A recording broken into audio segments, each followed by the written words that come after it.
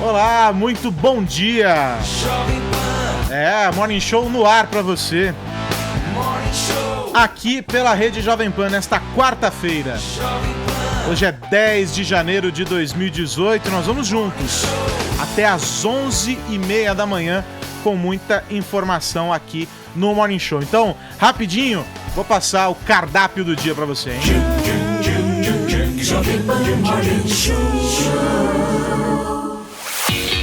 Aporte bilionário. Pois é, o presidente Michel Temer vai liberar 10 bilhões de reais para parlamentares que votarem a favor da reforma da Previdência. Treta de cinema. Um grupo com mais de 100 mulheres, do qual faz parte a atriz francesa Catherine Deneuve, lança manifesto contra o que elas chamam de denuncismo de assédios sexuais em Hollywood. Segundo o documento, os homens devem ser livres para abordar as mulheres. Eu acredito que... Vai, malandra! Você acredita? Olha lá, toda animadinha, olha lá. Brincando mesmo, tá louco. A Anitta indicada para um prêmio que elege os destaques do rádio, sabe onde? Nos Estados Unidos, hein? Ô, louco. Coisa chique, hein? Esses são alguns dos destaques desse Morning Show que tá só começando e você, claro, fica com a gente. Morning Show. Paulinha, bom dia. Bom dia, senhor Carlos Aros. Hoje, no melhor estilo família real, nós vamos quebrar o protocolo. Nossa. Não vamos anunciar a tag aqui no começo do programa. Você tá muito Meghan Markle. Não, eu vou seguir a inspiração da futura, o que ela vai ser. A gente vai ver quando ela for, né? Não dá pra Pode saber, ser, né? Pode ser. É. Vou, inspirado nela, quebraria o protocolo. Vai ser feliz. Esse é um fato. Vai ser plena. Você dá monarquia. Então, e aí pra ser um cara que preza pela isonomia, assim como não vou falar sobre a tag, também não vou falar sobre o WhatsApp então agora na abertura. Tá rebelde, hein, Aros? Calma. Vai ter programa Não fica hoje? nervoso. Não fica nervoso. Vai. O programa terá. E você vai saber por quê. E claro, só vai saber quem ficar com a gente acompanhando lá no jovempanfm.com.br, pelo youtube.com/morningshowjp e pelo nosso Facebook. Vamos junto, o Morning Show tá só começando. Jovem Pan Morning Show. Jovem Pan. Bom, é o seguinte. Vamos abrir o noticiário, Paulinha, falando sobre Anitta. Ela que já começou 2018 com os 2 pés na porta, hein? Pois é, né? Desde o ano passado, com o projeto Checkmate tentando a carreira internacional, e aí recebeu a primeira indicação para um prêmio que ela, muito provavelmente, se ganhar, vai receber lá nos Estados Unidos.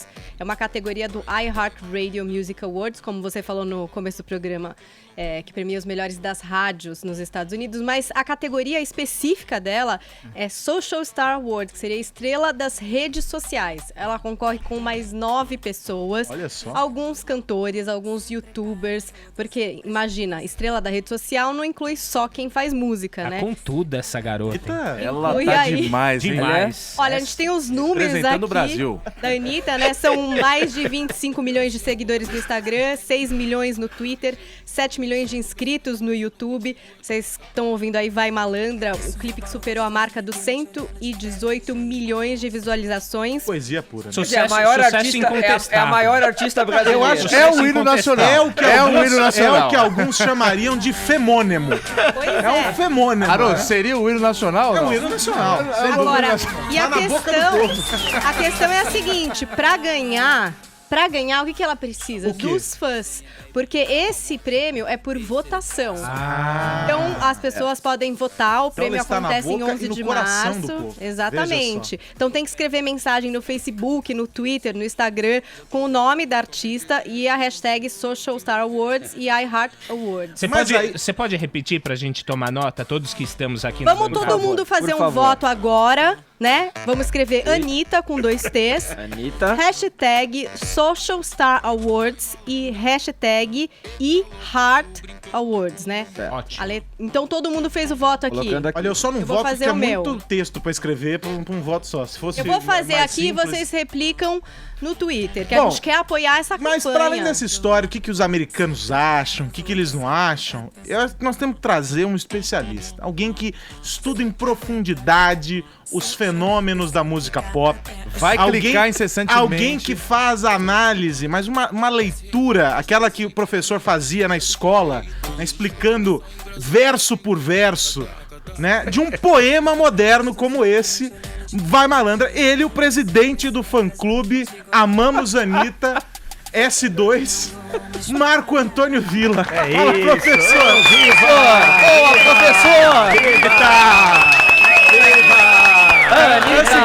É o seguinte, a gente tem que explicar. Vamos explicar. O professor Marco Antônio Villa viralizou ontem com um comentário que encerrou o Jornal da Manhã, falando sobre Vai Malandra. Óbvio, reduziu o comentário dizendo que ele falou só sobre o Vai Malandra, mas o tópico ali que chamou a atenção foi Vai Malandra, justamente por todos esses números que a Paulinha trouxe aqui agora. E aí nós queremos ouvi-lo sobre... Já votou, professor, no prêmio? Vou votar, sim, vou votar. Realmente, a minha atividade principal hoje é isso. Mas é meu sonho hoje. Sigo votando. Você acordou pra isso hoje, né, Acordei professor? pra isso. Acho que a questão toda eu escrevo no Globo há alguns anos, tal, e aí eu tava pensando em escrever um artigo lá de opinião diferente para sair das coisas da política nacional meio comum. E é uma coisa que me incomoda, a questão da cultura nacional. Então eu escrevi um artigo chamado Anitta e a República dos Rastaqueras. Rastaqueras é uma expressão que não se usa muito no presente, mas era muito usado no passado, que são os ignorantes e tal.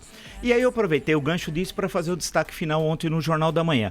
Porque eu estava discutindo o foco da elite brasileira. Nós nunca tivemos uma elite tão ignorante como a atual. Né? Hoje quem viaja ao exterior não conhece. Eu vi uma cena no Louvre que foi maravilhosa. Era um casal de brasileiros jovens, cerca de uns 25, 30 anos. Eles passaram pelo Código de Hammurabi. O Código de Hammurabi.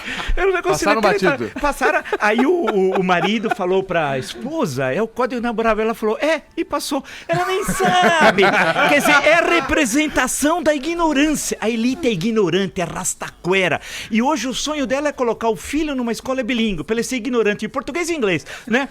Porque eles são ignorantes. Nós nunca tivemos tanta gente ignorante hoje e tal. E aí eu peguei o caso da Anitta, porque ela é a representação da elite que leva nos casamentos, Anitta, nas festas, Diz que ela vai estar em São Paulo cantando no dia 25 de janeiro. Que legal pra São Paulo, hein? Putz a vida. Então é ridículo essa senhora, que o clipe é reacionário, mercantiliza o corpo da mulher. Não vi as feministas que falavam. Você viu como é tratada a mulher?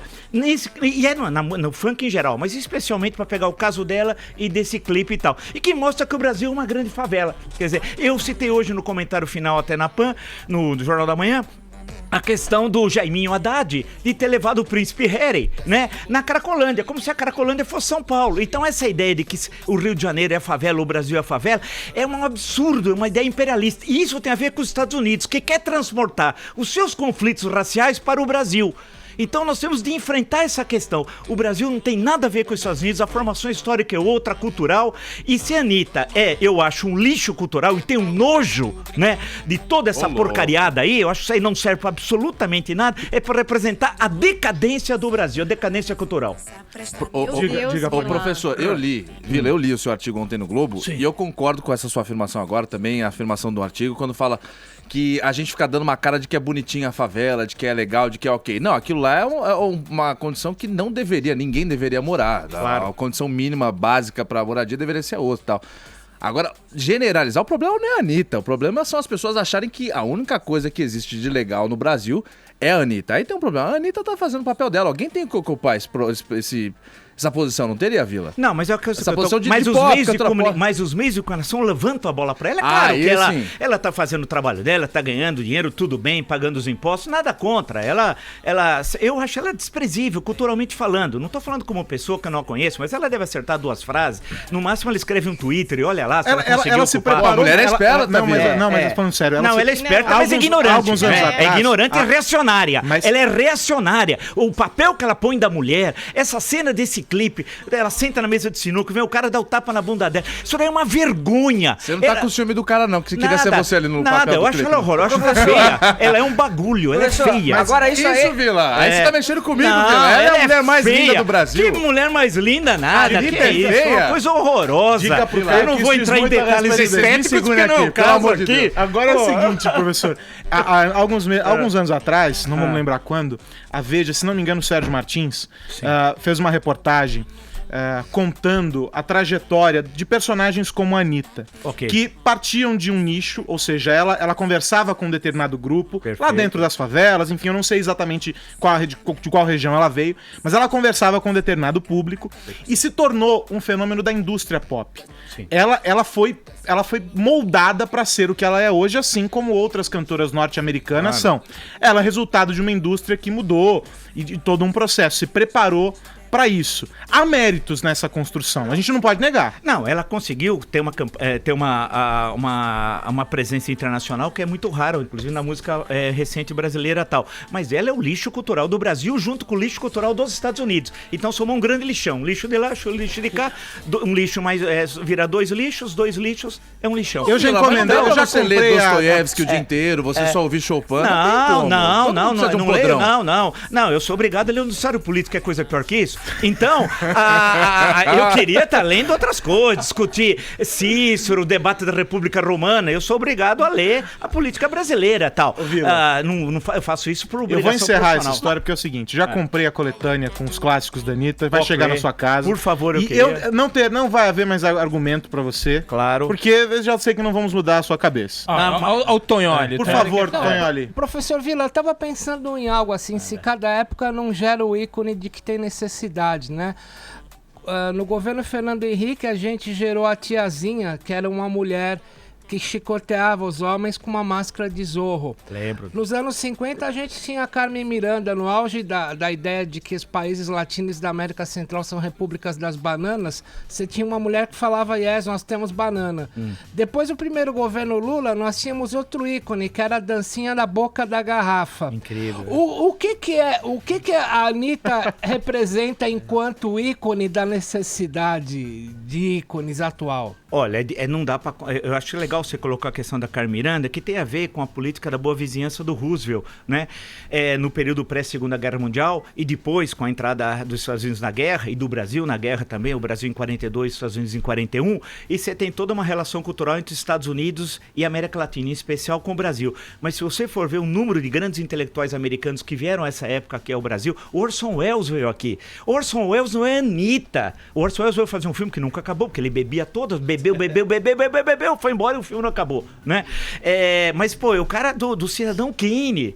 Agora é um americano idiota, um babaca que vem aqui, faz um clipe, que é um diretor, inclusive, acusado de assédio, né? E vende o Brasil como se fosse... Isso aí é um momento, o que mostra a nossa decadência cultural. Nós nunca tivemos jornais tão ruins como agora. Eu digo que eu tive uma universidade no Jornal da Tarde na década de 70. Eu aprendi muita coisa lendo o Jornal da Tarde, lendo o Caderno de Esportes de segunda-feira, o Caderno de Leituras de sábado com o Léo Justo Ribeiro. O Jornal da Tarde tinha quatro críticos de cinema, um de música popular, um de música clássica, um de teatro, era o Sábado Magaldi, que era o crítico de teatro, música popular era o Maurício Kubrusli, música clássica era o JJ Moraes, tinha 4 críticos de cinema, um deles era o Rubens Evaldo Filho, né? Você tinha um jornal que era uma universidade. Hoje eu leio o jornal em 15 minutos. Então nós temos uma imprensa que é muito ruim, uma cultura, um nível cultural péssimo, as universidades são um desastre em termos de produção de conhecimentos. Em suma, o país vive uma enorme decadência. E o símbolo maior é essa moça, né? Que tudo bem que ela é esforçada, é trabalhadora, feia, volto a dizer. Que né? isso? Volto a dizer Para ao com contrário, isso. olha Ô, ali. louco, Temos... me respeita. Mas Não isso tem Caio nada tá a levando ver isso- se ela é bonita ou se ela Não, é isso não- feia. isso Caio tem tá nada levando a isso pro ver. Eu quero pessoal. ver o reacionarismo do clipe, a destruição do corpo da mulher, a mercantilização. E as mulheres vão ter dignidade de chegar e falar assim, isso é uma vergonha. Você vê um cara, você vai, senta, vem dar um tapa na bunda, faz isso. O que é isso? Elas ficam caladas. Porque tem medo de se posicionar contra esse asco que representa a cultura Isso nacional. existe desde Mas Não, aí tem outro lance não, também, Vila. Que é do empoderamento da mulher poder estar sensual e se quiser Sensual tomar um não, tapinha ela não tá ele pode sensual não. tomar. O funk não é sensual, Não, tá nada horrível. disso. É reacionário, é fascismo puro. Vila. E que as pessoas têm medo de colocar o dedo e falar. Mas isso não é culpar o jogo, o jogador ao invés do jogo? Não, o jornal não. ruim, a música ruim, tudo é uma consequência do momento que a gente vive. O jornal paga pouco, a música não dá o lucro que dá, então vai entrando tudo a safra que é mais barata. Agora, e tal. se você isso vê é uma isso, culpa do sistema, não mas é se do fosse jogador. chegar e do jogador. falar, olha, isso daí não tem nada a ver com o Brasil, isso é ruim. Letra, alguém pode falar assim, os versos. Eu falo, versos não, chamar de versos. Foi daquilo. sensacional. Ontem você declamou, né, professor? Declamei, foi um grande momento. Inclusive, Professor, eu queria fazer um registro. eu tomei a liberdade. Olha lá, A minha liberdade, Lá vem, professor. lá vem. Separei uma outra música da Anitta aqui que eu acho que o senhor vai mudar a opinião sobre ela. Claro. Se você pudesse ler no ar também pra gente, eu vou passar aqui pro senhor. Vai lá, Vini, faz a honra. Vamos lá. Vila, vamos faça lá. as honras pra nós, por favor. É uma música mais intelectualizada da Anitta chamada Essa Mina é Louca. Essa mina é louca. Vamos lá. Vamos lá. Deus do céu, que mico, hein? Vamos lá. Que te ensina certinho. Faço tudinho, bem devagarinho. Pede gostosinho. Vem cá, meu pretinho. Putz, que rima linda, hein? Desse jeito cê me deixa louquinho. Pô, essa mina é louca? Quando eu tô bolado, ela quer beijar na boca? Putz, que construção linda. Se eu tô com frio, ela tira a minha roupa. Louca, essa mina é louca. O papel da mulher é servir ao homem. Isso aqui é reacionário. Isso é reacionário. Tenho Cabe vergonha a na interpretação. cara. A Bíblia também Isso diz daqui- isso, Vila. Calma, Bom, a A interpretação. Bíblia depende do livro, Nossa, foi mas eu escrito não há acho 10 que a Anitta séculos. prega isso. Não, olha Tem que aqui, olha servir aqui. ao homem. Essa mina é louca, quer dizer, né? Quando eu tô bolado, ela quer beijar na boca. Puxa, Ela que... quer. Se eu tô com frio, ela tira a minha roupa. Louca, essa mina é louca. Tira. Ela faz o que ela quer, não o que ele nada. quer. Ela faz o que o homem quer. Esse Não, ela negócio faz o aqui que ela quer. é uma Ô, vergonha. professor Vila, você acha que tá Ela faz o bolado que ela quer, é diferente. apologia, não é? Olha Eu tô bolado, aqui. é Eu tô apologia. bolado, Professor, cara, só pra fechar, Então vai. teve uma outra frase do professor que chamou a atenção ontem. Sim. E é um espaço, talvez hoje seja o maior espaço que nós temos para debates políticos importantes no país, professor, que é o Sim. Domingão do Faustão. Sim, Né? E o senhor falou que nunca assistiu o Domingão do Faustão. Nunca assistiu Olha, o Faustão? assim, eu assisti o Confessa, Faustão, Vila, o confessa. Perdidos na Noite, faz muito tempo, que era uma tentativa de desconstruir a televisão. O Perdidos na Noite tem esse papel de desconstruir a televisão. Foi um negócio muito legal, que não era só ele, era com o Nelson Tata Alexandre, etc, várias pessoas que participavam. Agora, eu não vejo, porque eu vejo muito pouco televisão, eu gosto muito de futebol, geralmente a tela tá verde, né? Então, não, tá verde por causa do Palmeirense gramado. não, é Vamos lá, sacanagem, pera um pouco. Cadê nosso Santos aí, Vila? Respeito, Você acredita que eu tava em Roma, o motorista viu falando em português e tal, lá, aí o motorista falou, brasileiro? Sim, de São Paulo. Ele falou assim, Palmeiras? Eu falei, não, eu falei, Respeito, não, respeito. Ele falou, Corinthians? Eu falei, que é isso? Santos? Aí, não, mas agora, não, Aí mas depois eu não disso ele vi, nem não, cobrou não a vi. corrida, né? Mas Foi no a segunda citação que você fez. Estava no Louvre, agora estava em Roma. sei, não tá sei. muito elitista seu discurso e a Anitta tá representando a gente, tá, professor. sim, tá sim. muito. Acredito, o sim. Brasil, Vila. Acredito. Eu tô na cultura ocidental, que pra mim a nossa relação cultural não é com o lixo da cultura norte-americana, mas é com a cultura europeia. Bom, vou encerrar essa história pra gente fazer as pazes aqui. Manda, Vila manda. Anitta. Convoquei Reginaldo Lopes. Hoje cedo, eu e Reginaldo Lopes vamos pensar de que maneira nós podemos promover esse encontro pra que não fique esse clima bélico entre Marco Antônio Vila e Anitta. Sabe por quê, professor? A gente gosta muito do senhor, mas também a gente ama a Anitta. Entendeu? Poxa, Que é que difícil. legal. Então, aí, nessa queda de braço, foi bom, vamos então promover o grande encontro. Como as Coreias se conversando, Claro, veja só, olha lá. nós resolvemos então colocar na mesma faixa Marco Antônio Vila e Anitta. Solta, Reginaldo. Tô louco, bebendo, tô solto, envolvendo, eu tô vendo. Não para, não. Vai, malandra, tá louca, tô brincando com o bumbum. Bem malandra, eu tô louca, tô brincando com o bumbum. Vai, malandra, tá louca, tô brincando com o bumbum. Vai, malandra, vai, malandra. é Tá Louca, Tô Brincando com o Bumbum. Vai malandro. Tum, tum, tum, tum, Boa! Isso é original! É original! Professor, obrigado por participar da brincadeira, do bate-papo, viu? Eu que agradeço. Até mais aí. Valeu. Valeu. Ai, muito bom, Regis, muito bom. Ai. Até onde eu tô aqui? Acho que pode acabar o programa. Acabou, né? Vambora. Deixa eu achar. Eu tô aqui, página 2, vamos lá. Eu fiquei meio bravo, Aros. Você ficou bravo? Então se Chamar a acalma Anitta de aí. feia? Então se acalma. Já se viu Já isso? tem Feio muita sou coisa eu. pra ver. Vamos lá. Vai. Bom, falei nos Recupera, toma uma destaques. aguinha. Às 10h21. Falei nos destaques aqui sobre o grupo de mulheres na França que lançou um manifesto que foi publicado pelo jornal Le Monde e que se opõe ao que é chamado no texto de denuncismo e caça às bruxas em Hollywood. Ô Paulinha, como é que essa história se desenrolou? Quais são os principais pontos, né, os argumentos desse documento? Que vale lembrar, tá capitaneado aí por uma das grandes atrizes, a Catherine Deneuve, né? Várias das signatárias aí desse textão no Le Monde já haviam se manifestado discordantes de algumas coisas. Por exemplo, da versão francesa da hashtag MeToo, desse posicionamento feminista, né, de hoje, de muitas correntes que são feministonas mesmo, então elas consideram que tem alguns exageros. Então, várias dessas signatárias, por exemplo, a filósofa Peggy Sartre, eu não sei falar francês, tá, gente? Se eu errar aqui, me perdoem. Ela escreveu um ensaio que é intitulado A Dominação Masculina Não Existe.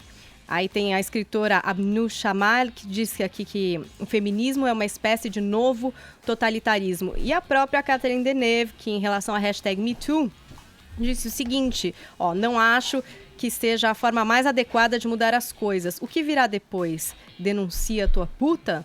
São termos muito exagerados e, sobretudo, acho que não resolvem o problema. Então, muitas dessas mulheres já não vão nessa corrente feminista que está sendo bastante explorada pelas americanas, né? Que estão indo até em relação a, por exemplo, casos onde o homem coloca a mão na perna de uma mulher. Então, nesse textão, o que elas falam? Que muitos homens estão sendo denunciados por coisas que fazem parte do flerte, digamos assim, entendeu? Então, elas defendem uma coisa que elas estabelecem como o direito do homem de ir lá e importunar. Então, da mesma maneira, nós defendemos uma liberdade de importunar indispensável para a liberdade sexual, né? Então, esse avanço, essa tentativa de um beijo, talvez fora de contexto, talvez a mulher, enfim, não tenha o mesmo sentimento, não queira, mas isso não pode ser tomado como assédio. Ô Paulinha, antes de abrir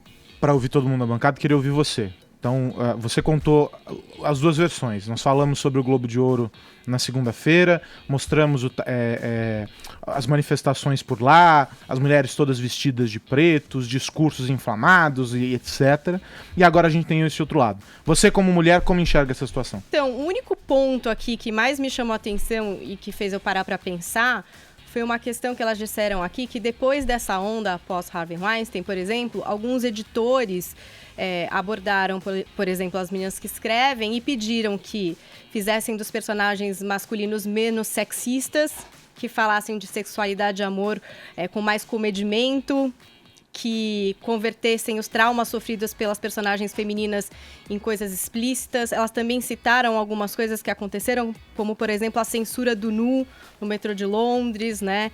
O pedido da retirada de um quadro de uma mostra no Metropolitan, a manifestação contra a retrospectiva do Polanski, e aí aquela coisa que a gente sempre fala também, qual é a relação entre o assediador e a obra, né? Então a gente vai ignorar, por exemplo, tudo que fez Woody Allen, Sim. Porque ele não foi um cara legal na vida pessoal dele, fez muito e errado. Polanski, sobre o Woody Allen, um parênteses, é uma coisa que eu né? sempre fico em dúvida, entendeu? E isso estava sendo dito, numa conversa esses dias com um amigo, ele falou assim, Woody Allen é um dos diretores que mais tem dificuldade para conseguir financiamento para os filmes dele. Por isso, por exemplo, ele faz filmes como esse último, que recebeu apoio da prefeitura, Vicky Cristina Barcelona. Ele vai em governos para conseguir esses financiamentos porque os estúdios não querem ter o nome associado ao Woody Allen. Eu não tô falando que eu sou a favor do Woody Allen e do Polanski, mas tô querendo dizer, os caras fizeram aí uma obra e a gente vai deixar de ver tudo isso, o que vai fazer? Vai queimar tudo isso? Não sei, entendeu? Aquele limite até da arte que a gente estava falando aqui. Então, quer dizer, se você começa a moldar o que vai ser ou não feito, porque agora tem esses casos de assédio, porque agora é assim assado, eu acho um pouco estranho.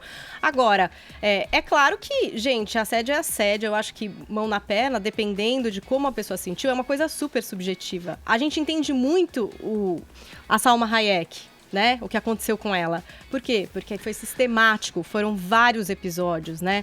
Tentando ter uma abordagem romântica, tentando ter uma abordagem sexual, não deu, boicotando o trabalho dela, depois dificultando o lançamento de um filme. Então foram vários episódios. Aí você fala, tá bom, essa foi prejudicada. Mas e uma outra que teve, sei lá, foi pedido um beijo? É difícil de se estabelecer isso. E aí? E são coisas que acontecem entre duas pessoas, né? Sim. Não tem o testemunho, muitas vezes, de outros. Então, é uma coisa muito complicada. O ideal seria um meio termo, que não existe. Eu tô mais com as americanas. E aí, Tonholi? Bom, nós temos... para você que não tá vendo pela internet, eu tô usando uma camisa da campanha do Trump, que eu ganhei do meu amigo Aldrin, que me trouxe lá quando ele foi com o Pânico fazer com o Vesgo a campanha do Trump. Isso não quer dizer que eu endosse o Trump. Mas, quero dizer uma coisa. O puritanismo expresso no governo Trump, ele se desdobrou em outros puritanismos. Então, quando a Catherine Deneuve fala que a ação de Hollywood foi uma coisa puritana, sim, foi puritana.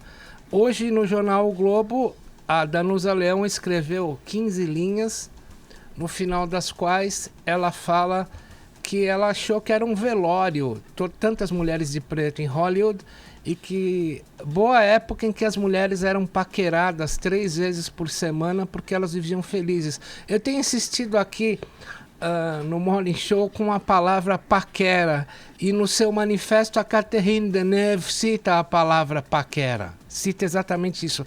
Nós temos na história do feminismo alguns movimentos, por exemplo, Bárbara Landos, que aliou a psicanálise ao feminismo nos anos 50, tivemos aqui no Brasil, nos anos 70, a Bárbara Freitag, mulher do Sérgio Paulo Rouanet.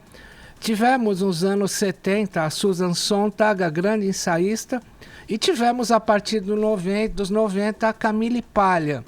Nem a Camille Paglia, nem a afinada Susan Sontag defendiam um feminismo em que a mulher tentava competir com o homem a ponto de o homem se tornar. Elas defendiam um feminismo de superação e de ocupação de espaços que eram ocupados tão somente pelos homens, que não eram permitidos às mulheres.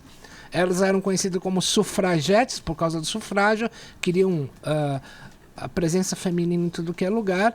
Agora, o feminismo que se vê hoje, na maioria dos casos, é um feminismo não de ocupar lugar que só eram dos homens.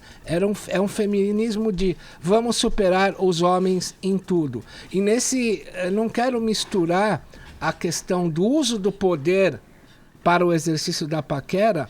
Nós temos que dissociar a paquera pela paquera e a paquera que supera limites porque tem o uso do poder. No caso do Weinstein, ele falava, se você não der para mim, você não vai trabalhar no meu filme.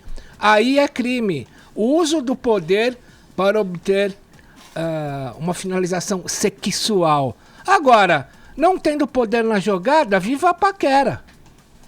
É importante ressaltar que grupos feministas na França, porque a gente já fala manifesto francês, parece que todas as francesas estão super apoiando e tal, mas esse manifesto também recebeu muitas críticas dos movimentos feministas da França, né? E aí, Caio, o que você...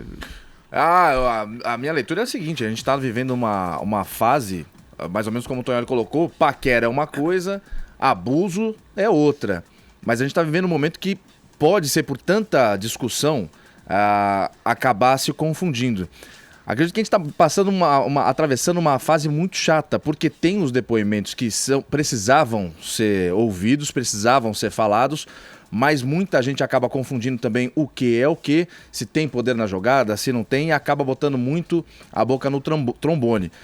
Os que reclamam pela parte masculina, esse é o preço a se pagar, porque era uma discussão que precisava ser levantada. Tem algumas ressalvas que precisam ser feitas, alguns cuidados que precisam ser tomados, mas enfim, esse é o preço que tem que ser tomado, porque também o pessoal abusou pra caramba. E é mais ou menos daquele princípio, né? Quem não deve não teme e que fique assim. Eu não tenho o menor medo de algum dia ser denunciado por abuso, porque eu não tenho nada. Porque eu me considero um sujeito que respeita o próximo, respeita a mulher e tal. Quem se sente incomodado um pouco com essa história também fica, pô, mas você tá incomodado por quê? Mas que existe uma onda muito calorosa ao redor dessa discussão. O que é abuso?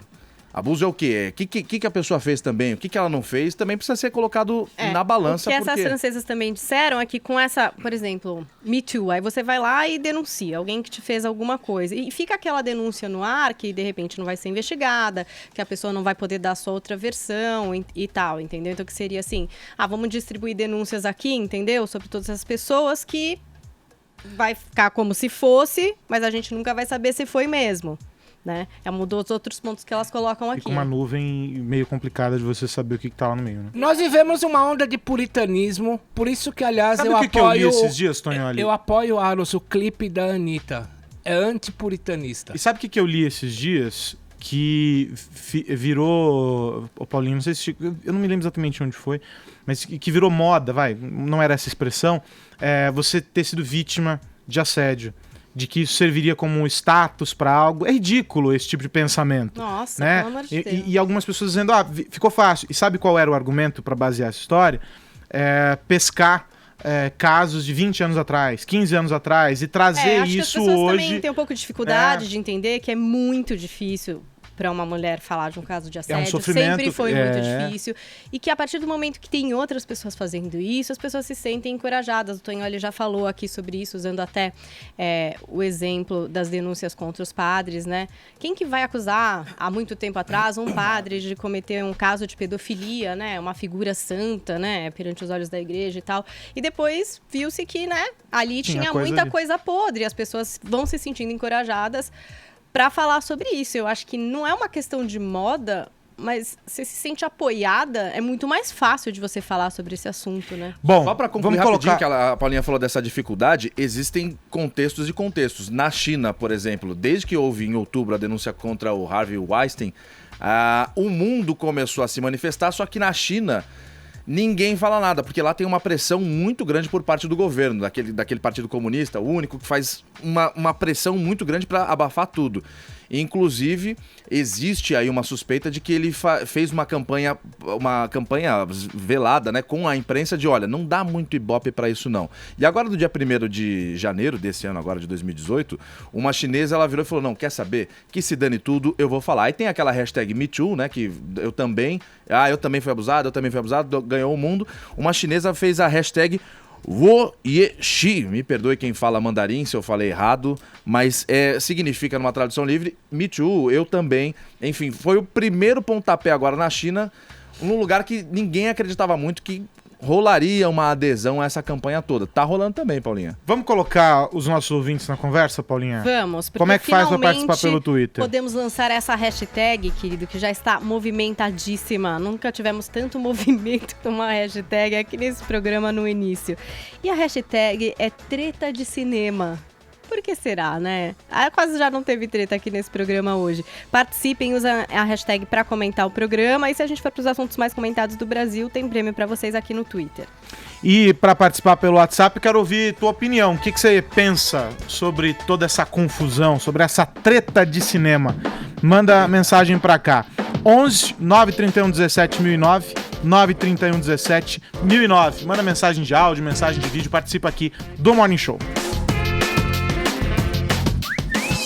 Vamos girar o assunto, porque na tarde de ontem, uma mulher foi jogada no trilho do metrô, na estação Conceição, em São Paulo. E justamente no instante em que o trem se aproximava. Ô Vini, é um milagre. Verdadeiro milagre, né? Pode chamar assim. Essa mulher que não teve o nome revelado nasceu de novo, né? A gente já tem até o vídeo para mostrar, né? Ô, louco, do circuito interno ali do metrô.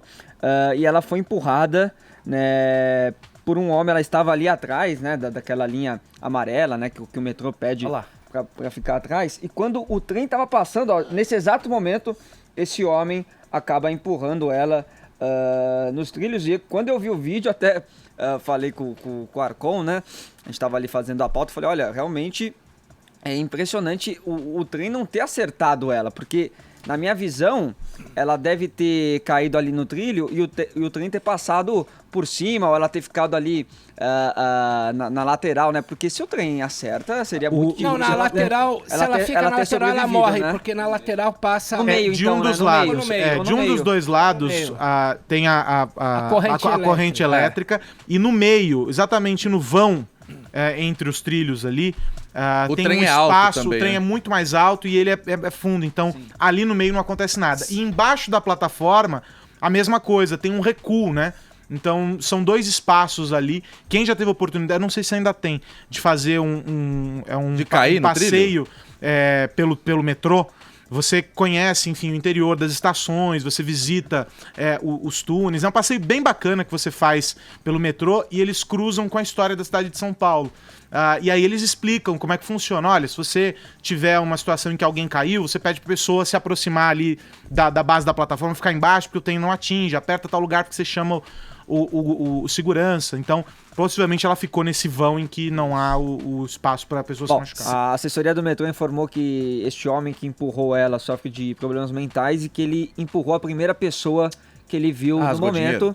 Ele foi levado... Aleatoriamente, né? Viu aleatoriamente, não tinha nada pessoal, enfim, ele foi levado ali para a delegacia da estação Palmeiras Barra Funda, na linha 3 vermelha, né, e por conta desse acidente, obviamente que as linhas tiveram aí velocidade reduzida, né, foi por volta da tarde ali, entre as 2h40 e 3h10 da tarde, que tudo isso aconteceu, mas o fato é esse, né, um verdadeiro milagre a sobrevivência dessa mulher. Agora, é um caso a se pensar, e eu não sei exatamente qual é a explicação do metrô para isso, porque só algumas estações têm aquele bloqueio, aquela porta de vidro. É só a linha amarela. Né? Não é só outras estações da linha vermelha, algumas delas têm.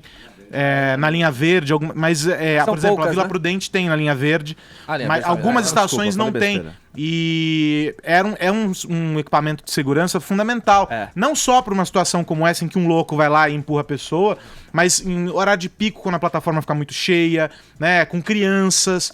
Então é uma ferramenta de segurança importantíssima, que não está presente em todas as plataformas. Né? Você sabe que eu sempre fico noiado quando eu tô esperando o metrô, eu falo, alguém vai me empurrar aqui, juro. Eu já fiquei olhando pro trilho, calculando se eu cair, pra onde é que eu vou. Porque é muito nóia, eu fico muito Ontem eu tava conversando com uma pessoa que me falou que no Canadá, que tem esses invernos muito longos e tal, parece que rola meio uma psicose de gente que realmente perde e empurra a gente no metrô, e que isso é comum. Então, que em por Londres isso, tem bastante também. Quando ninguém fica perto da linha amarela. Todo mundo, às vezes, até encosta, se tiver parede, sabe? Até vai bem pra trás pra garantir, né? Assim.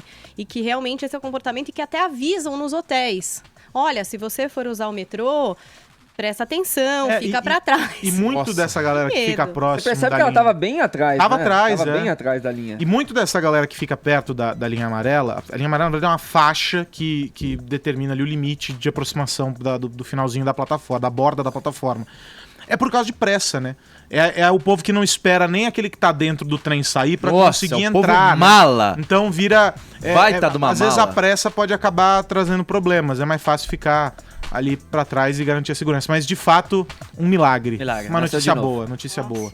São 10h39, horário de Brasília. De volta com o Morning Show, e agora com destaque internacional.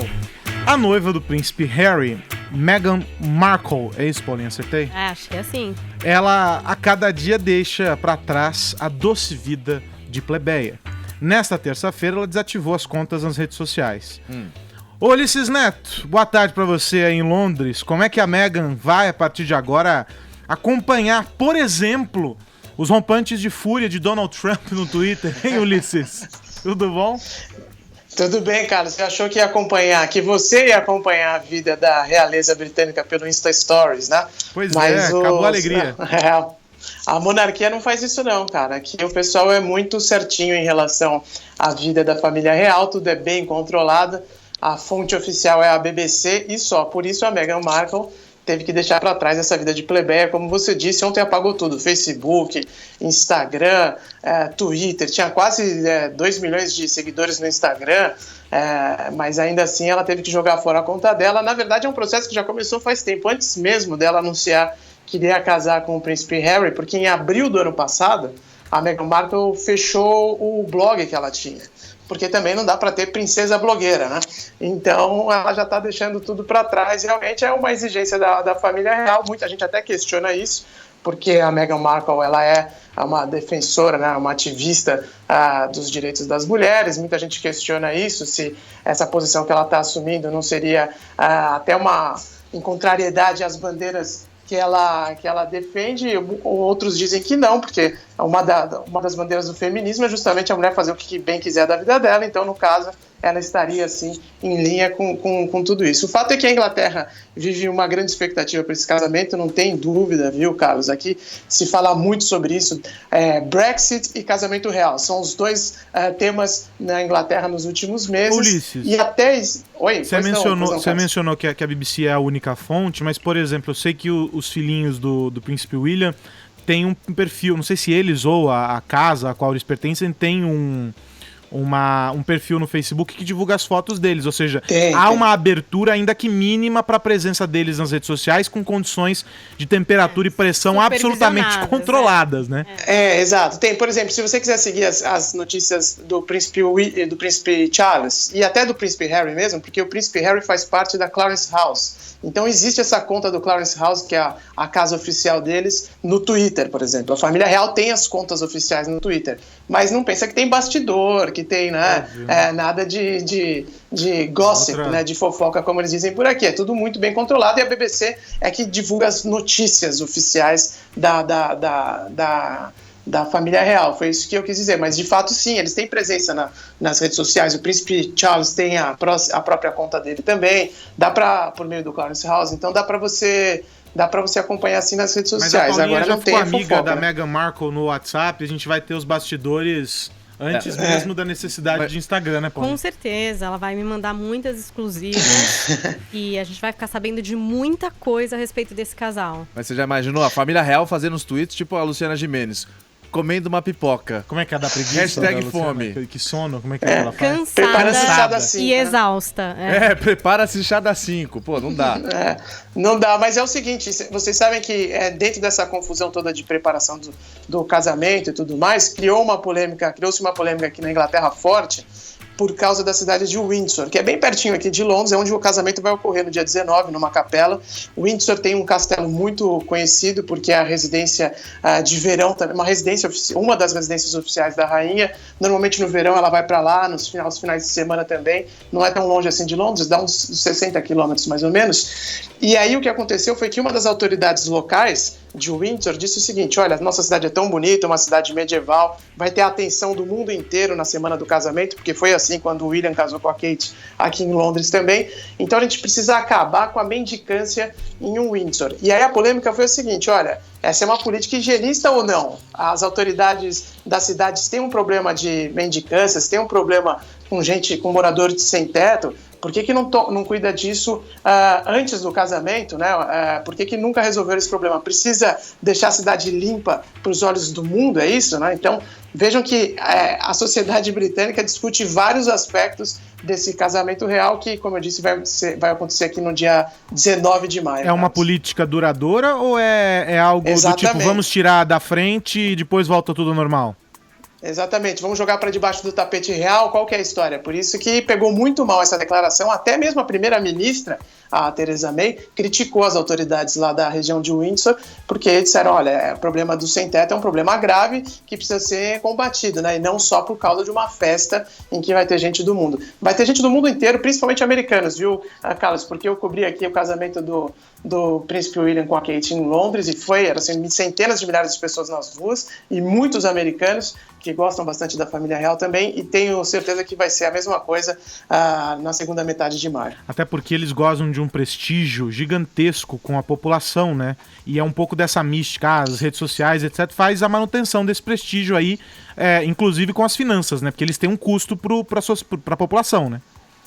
Esse é um tema bem delicado, porque a coroa ela ainda é dona de muitos terrenos aqui na Inglaterra, metade do centro de Londres ainda pertence à coroa britânica, e aí esse dinheiro é organizado pelo governo, uma parte desses recursos volta para a família real, então a família real diz que não tem dinheiro público, mas o povo diz, não, na verdade está passando pelo governo, então o dinheiro é nosso. É realmente uma polêmica forte aqui na Inglaterra, que a família real tenta sempre não fazer grandes declarações de poder e de força econômica, justamente por causa disso, para manter a população quieta em relação ao dinheiro que é gasto todo ano com a família real, que não é pouco não, viu, Carlos? Mas a maioria, por enquanto, segue contente em ter a família real por aqui. Bom, não tem Instagram da Meghan Markle, mas temos um infiltrado em Londres que vai nos trazer as informações. Um abração, Ulisses!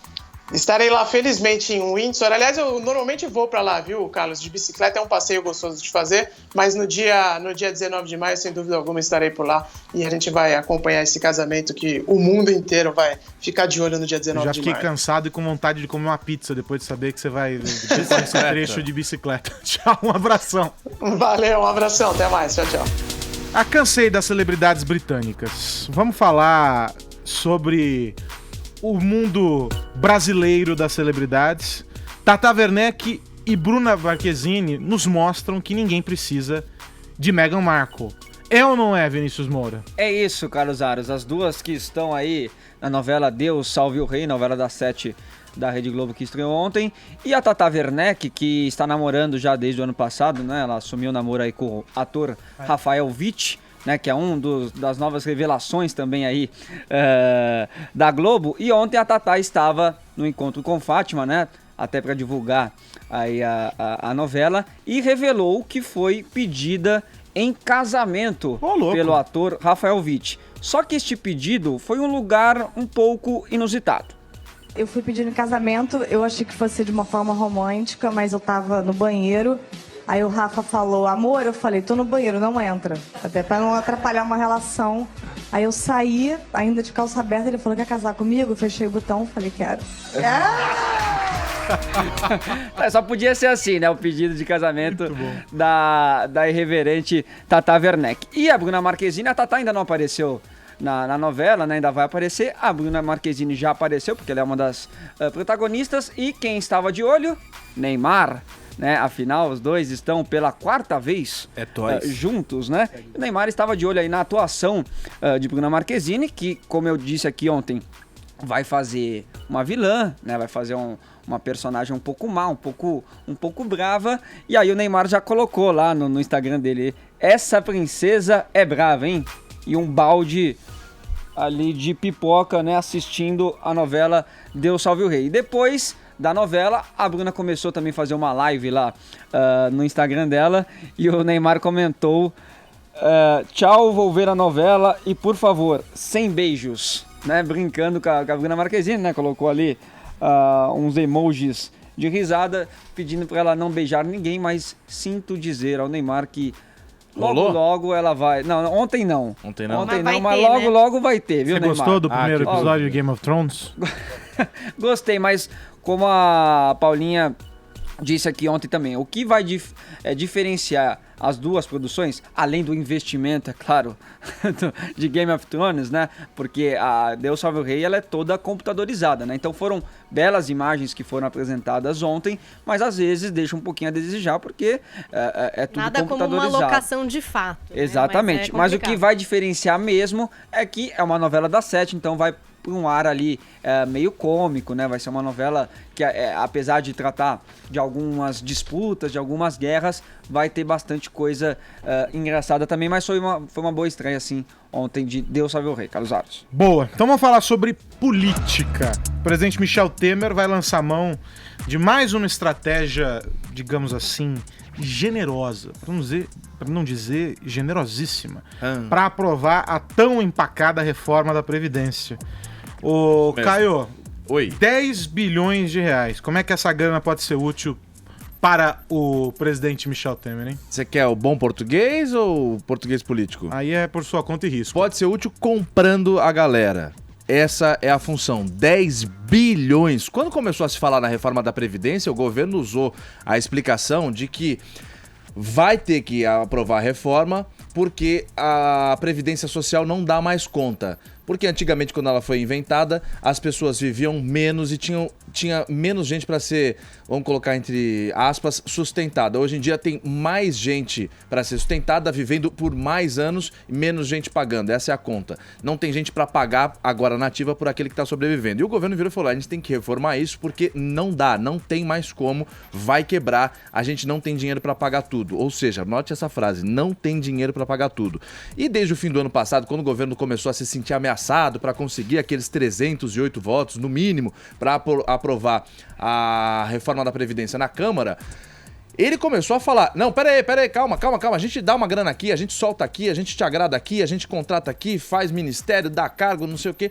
Só que o principal argumento deles sempre foi dinheiro, liberar dinheiro. E agora veio esse anúncio de que o governo do Michel Temer está disposto a liberar 10 bilhões para os governos, para as bases eleitorais de quem votar a favor da reforma da Previdência. Aí você fala, pô, mas de onde vai sair esse dinheiro?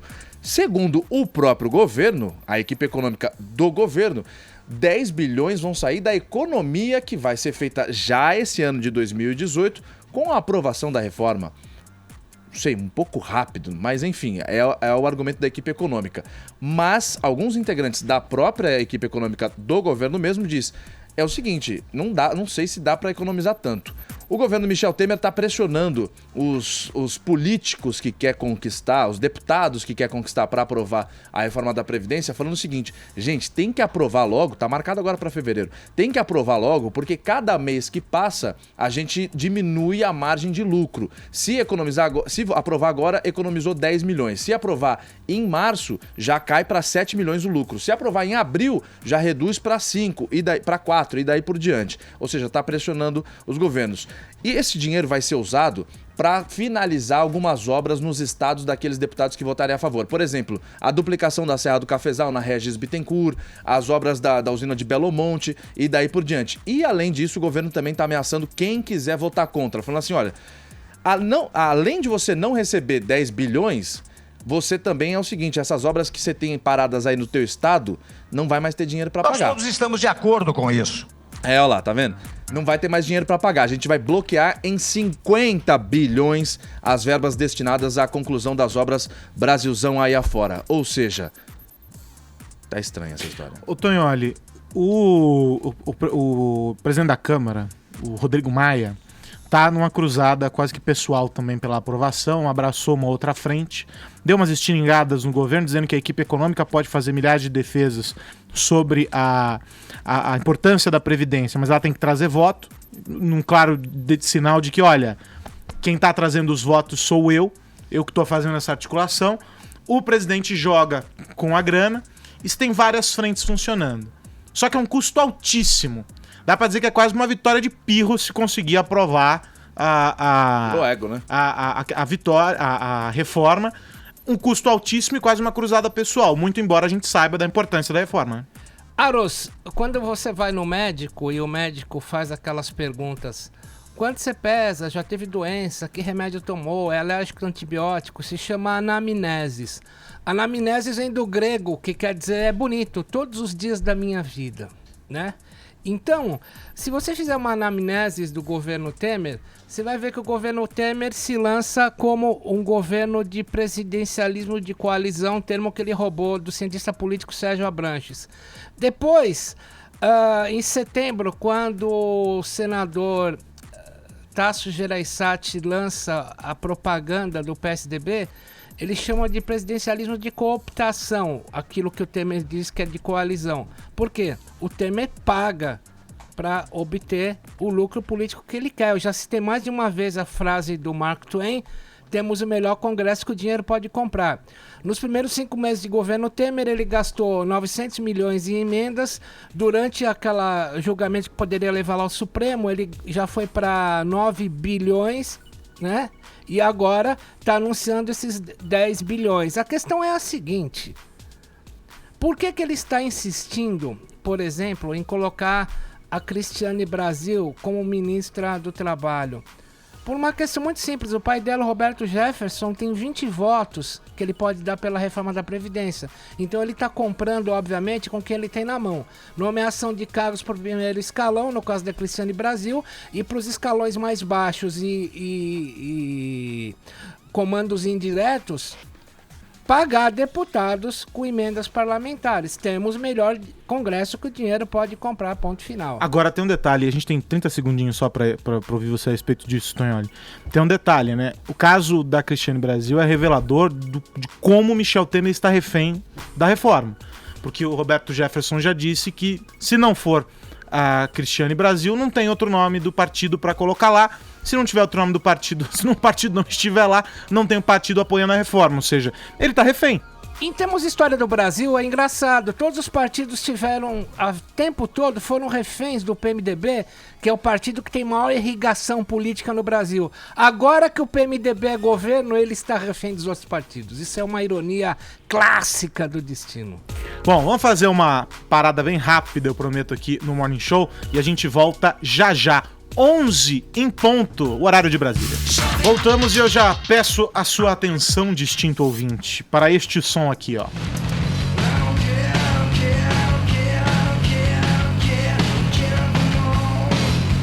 Paulinha, nos explique o que nós estamos ouvindo, hein? Bom, mesmo se você não conhecer essa música em especial, que é Imodium do Nirvana, né? Você deve estar reconhecendo a voz do Kurt Cobain, porque, tudo bem, 24 anos sem ele, sem o Nirvana. Mas tocando muito ainda, Mas tocando né? muito ainda, né? Lugares. Foi um marco na história da música, toda essa história do grunge, né? Sim. Até na moda influenciou, e no comportamento rockstar depressivo, né? É verdade. E aí, o que a gente tem de novo a respeito disso, Aros, é que um cara que era amigo do Kurt Cobain, o John Purkey, ele tem um canal no YouTube onde ele conta histórias de coisas que ele viveu, né, de passagens da banda e tal. E recentemente ele colocou 4 vídeos com fitas que o Kurt Cobain deu pra ele em vida, né, e que trazem gravações que depois foram dar origem ao disco Bleach, também Nevermind. Mas no caso até com outros bateristas e tal, não com o Dave Grohl, então com o Dave Crover, quando foi aí o material de Bleach, e com o Chad Channing pra Nevermind. Então ele colocou na íntegra, colocou a foto também dessas fitas, né, pra quem é saudosista dessa muito mídia legal, que carregava a música por muito tempo, e contou um pouco das histórias, de como ele recebeu, como ele guardou essas fitas, algumas, tem uma que é uma cópia de uma que ele perdeu, enfim. Fica aí pros fãs e também pra ouvir o comecinho, né, como é que as coisas acontecem. Às vezes demora um tempo pra banda virar, digamos assim, Aros. E até as versões iniciais evoluem pra outras coisas, trabalho, né? Mudam-se os integrantes das bandas. E é isso aí, pra quem tem saudades do Nirvana, uma ótima oportunidade, tá no YouTube, se você quiser o link tá no site da Jovem Pan. Você pode ir ouvindo aí, lado A e lado B, essas 4 fitas inéditas com material gravado do Nirvana. Cara, eu tô ficando velho, você falou de fita, eu era daqueles que botava o cassete, ficava ouvindo a Jovem Pan e rezava pro cara não falar a vinheta no meio da música, porque eu apertava o REC ali quando vinha que eu gostava. Vocês também, óbvio, né, que eu sou mais novo dessa bancada, então não me olha com essa cara não. Nem sei do que você tá falando. Você não sabe, Vini? Eu fazia isso. E eu pegava às vezes umas fitas de grupo e fechava em cima, que não tinha fita não dava virgem, pra gravar em cima, entendeu? Do balão mágico, você pegava um Nirvana e gravava. Ela gritava, Jovem Pan 2, a melhor do Brasil. Eu falava, não, pelo amor de Deus. Perdi a música. Daqui a pouco a gente faz uma live e vocês contam as coisas sobre a vida de vocês. Podem chorar e tal, podem chorar. Eu tô trabalhando. Paulinha, e a nossa hashtag Treta de cinema. É claro que já foi para os assuntos mais comentados do Brasil. Tem gente participando até agora da discussão aqui com o Marco Antônio Villa, tem gente defendendo a Anitta, gente achando que ele falou verdades, enfim, aquela coisa maravilhosa, os feministas, as feministas, os que acham que as francesas estão certas, tem todo tipo de treta nessa tag. Assim Se hoje você tá afim de entrar numa treta, a hashtag é treta de cinema, a gente tá nos assuntos mais comentados do Brasil. Boa, então vamos falar, sei lá, polêmica já deu, eu acho que a gente tem que investir agora. O Arcon hoje cedo numa conversa, o Arcon falou uma coisa que me deixou pensando muito, sabia, Vini? O quê? Ele falou assim que o importante é falar sobre o amor. Sabe por quê? Sabe? Por quê, Carlos Aros? Que só o amor salva, Vini. Olha só, é uma frase nova, né? Você viu? E aí, aí o Reginaldo colocou um Jorge Versilo e tal. Nos explique essa história. Porque há um novo romance, ou não, talvez não seja tão novo assim. Um novo casal global, Carlos Aros e Cláudio Tognoli. Ah, eles são um novo casal? Não, aí... Cláudio Tognoli, que sempre... Olha, parabéns ao casal louco! Não empieza a roda. Que sempre se atenta aos romances das celebridades globais. Romances televisivos. Exatamente. Um casal que já está há mais de um ano juntos. Só que eles estavam querendo ficar realmente... Em off, reservados. Você, fofoqueiro, e conta pra todo mundo. Não, na verdade não fui eu, na verdade foi o Ricardo Feltrin do UOL, que divulgou que Monalisa Perrone, apresentadora do Hora 1, e o Luciano Burti, comentarista de automobilismo, estão namorando, né? Ele já comentou também ali, né, automobilismo dentro do Hora 1, será que foi nessa aí que eles se conheceram, né? Luciano Burti chamou ela pra tomar um café da manhã, né? Porque o Hora 1... Entra no Hora 1? O Hora 1 é 5 horas da manhã. Ele já comentou no Hora 1. Tomar um café da manhã, se conheceram. Só que eles estavam realmente tentando ser os mais discretos possíveis aí durante esse ano, evitando sair em locais públicos. Mas o Ricardo Feltrin descobriu, divulgou e agora... Nossa, explica depois, que foi isso, não, Arcon, para, não vale explicar. É boa essa imitação. Foi uma tentativa fracassada, vai. Agora Vini. todo mundo sabe. Agora a notícia que mais me chamou a atenção é que a Monalisa Perrone tem 48 anos. Eu não dava nem... Mas você achou que ela tinha o quê? 33? Ah, eu dava... Ah, mas ela tá bem, cara. 38. Não, ela tá uma gata. Tá muito bonita. Mas agora é o seguinte... isso, Caio? Com todo respeito, uma gata. Agora é assédio também. Tem dono. Não, agora já tem dono. Agora, tudo bem. Agora o negócio Mas tudo bem? Que bom pra ela, eu posso falar? Eu achei bonita, acho ela bonita. Se terminar, tô brincando. Então, agora, 48, 6 anos mais velha que o Luciano Burti. Ela já tem filho também, né? E agora o romance aí já tá pra todo mundo saber. Tem filho? Ela tem filho? Ela tem filho. Correu por fora? Correu por fora, Luciano Burti. Ele na Fórmula 1 também corria. Pois é. Agora, se a Fátima Bernardes e o William Bonner postam foto com o novo amor e tal, hashtag Mozi e tal, ela vai ficar escondendo? Se joga, amiga. Seja feliz. A escolha dela. Sei lá, cada um. É advogado, né? Agora? Cada um. Vai, bora. Mas é isso, Carlos Aros. Isso foi, Caio? Mas é isso, Carlos Aros. O que você falou? Eu falei, você é advogado Você agora? vai embora, é isso? Não, eu falei, vambora. Ah, a gente foi embora, ficou triste. Não. Bom, ela já tinha me falado. Vamos voltar para os destaques internacionais pro Caio se acalmar? Ele ficou muito eufórico com essa história da Mona Lisa. Porque é o seguinte, a história é boa. Então, atenção, foco, respira fundo. Esqueça o romance da Mona Lisa, tá? Então, eu vou tentar. E me explique por que o filho do poderoso primeiro-ministro de Israel... Por que não? O que ele aprontou? Ele aprontou, deixou o pai dele numa saia justa e o pai dele é ninguém menos que o primeiro-ministro de Israel, Benjamin Netanyahu. O nome dele é Yair Netanyahu, tem 26 anos o garoto, pra quem tá acompanhando a gente com imagem aí pela internet, tem a carinha dele. Ele tem essa carinha meio de coxa, meio de moleque certo e tal, mas ele anda aprontando. Essa molecada, essa juventude faz besteira às vezes. Ele andou dando uma pisada de bola. 2 anos atrás, mais ou menos, ele tomou mais do que devia, bebida alcoólica, bebeu, não podia, foi pra balada com um amigo dele e começou a dar uma exaltada. Na verdade, não era balada, ele tava numa casa de striptease. E aí, no caminho dessa casa, em frente à casa, dentro de um carro, alguém com um celular, um amigo deles, dentro do carro, começou a filmar ele falando das mulheres da casa de striptease de uma forma bem grosseira, bem machista e tal. E além disso, ele vira e fala assim pro um amigo dele, ele fala, cara, meu pai arranjou 20 bilhões de dólares pra você, pro seu pai. Então, pô, você me dá dinheiro aí também, eu preciso de 400 dólares. Naquele tom de brincadeira, meu pai te deu 20 bilhões, eu preciso de dinheiro, me dá aí e tal. E pegou muito mal, por quê? O que ele quis dizer com isso? Meu pai arranjou 20 bilhões pro seu pai. Ele estava fazendo referência ao acordo de exploração de gás natural lá em Israel. Não pegou bem porque o pai desse menino que o filho do Benjamin Netanyahu estava falando é um dos magnatas da indústria do gás natural, do gás e do petróleo de Israel. Vazou esse vídeo, supostamente foi feito 2 anos atrás, vazou esse vídeo agora, e todo mundo começou a falar, pô, peraí, então seu pai fez pra privilegiar o pai do seu amigo, como é que é? O Benjamin Netanyahu acordou com essa pulga atrás da orelha, com essa saia justíssima essa semana. Pode falar. Não, por favor, continue. Bom, todo mundo começou a questionar, esse vídeo viralizou agora segunda-feira, foi divulgado segunda-feira, mas já foi tirado das redes sociais e tal. Uma TV lá de Israel que divulgou, o Benjamin Netanyahu saiu em defesa do filho dele. Já quando ele viu, ele virou e falou o seguinte, olha, ele foi criado em casa pra ter bom comportamento, não foi essa educação que ele teve pra falar dessa forma com as mulheres e tal, mas é uma tremenda de uma sacanagem dessa emissora divulgar esse vídeo, porque esse é um vídeo particular, não tinha nada que se intrometer. O filho dele também, o Yair Netanyahu, ele virou e falou o seguinte, gente, eu peço desculpas aí pelo meu comportamento, se eu falei alguma coisa que ofendeu alguém, eu tava bêbado, botou a culpa na bebida, quem nunca, né, Reginaldo? Fez aquela besteirinha à noite e no dia seguinte fala, desculpa, eu tava super bêbado. Ele pôs a culpa na bebida e falou, eu tava muito bêbado, desculpa quem eu ofendi, mas era um vídeo particular, ninguém tinha que nada se meter.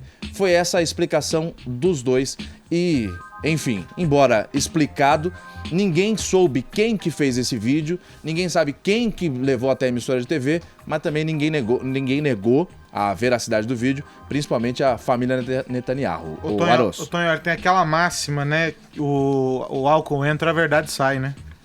Tem outra coisa um pouco mais grave, né? Que as pessoas não se adaptaram ainda ao mundo em que cada pessoa é uma mídia.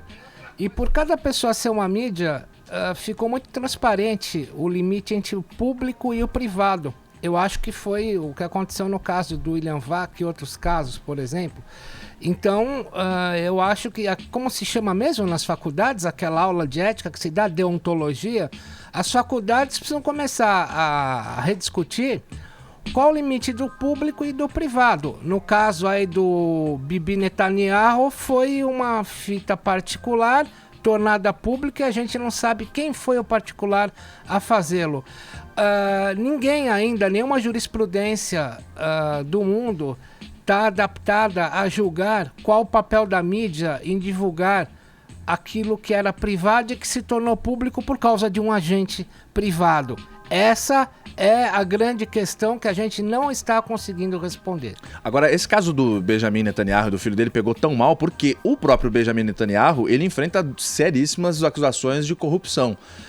Tem 2 casos, conhecido como o caso 1000 e o caso 2000. O 1000, ele e a família dele são acusados de levar alguns presentinhos para casa, como champanhe, charuto caro, joia, para trocar por favor político. E o caso 2000, eles são acusados de pagar a imprensa israelense para pegar leve com o governo dele.